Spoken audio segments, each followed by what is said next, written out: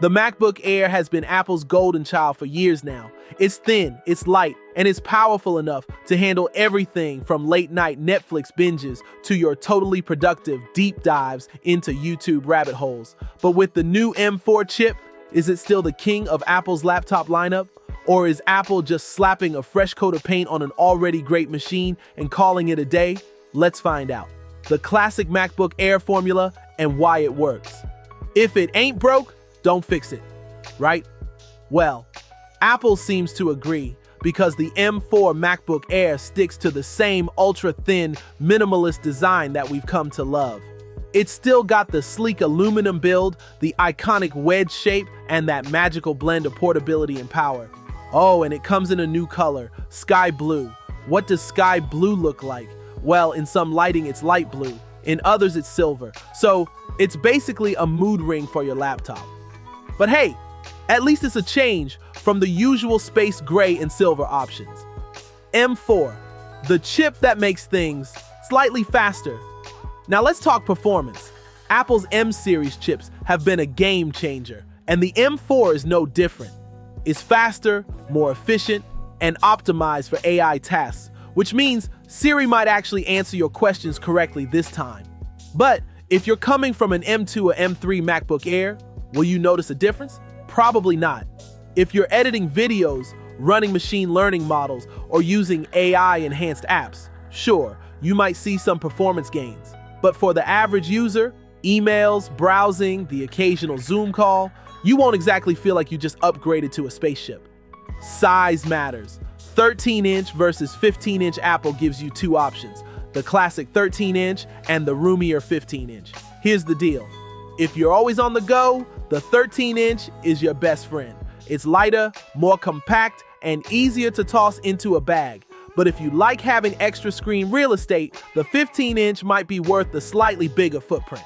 Performance-wise, there's a small difference. The 15-inch model gets a slightly beefier GPU in the base configuration, but for everyday tasks, you won't notice much of a gap. Ports, just enough to get by. Apple's port strategy is basically, you get what you get, and you don't get upset.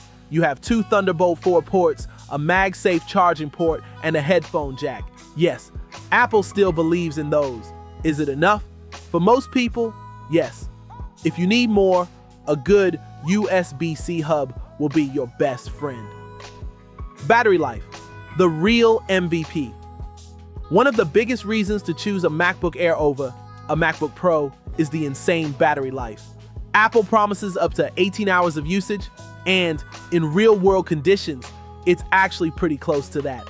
This means you can work all day, binge watch your favorite shows at night, and still have enough juice left to ignore your morning alarm. No charger? No problem. If you're still using an old MacBook with a 720p webcam, first of all, why? Second, you're in for a treat. The M4 MacBook Air gets a new 12-megapixel webcam with center stage, which means it can track your face and keep you in frame during video calls. So now, even if you're pacing around your room mid-Zoom call, your boss won't just see a blurry mess. And let's talk about desk view, Apple's borderline sorcery that makes it look like you have a top-down camera, even though the webcam is staring straight at you.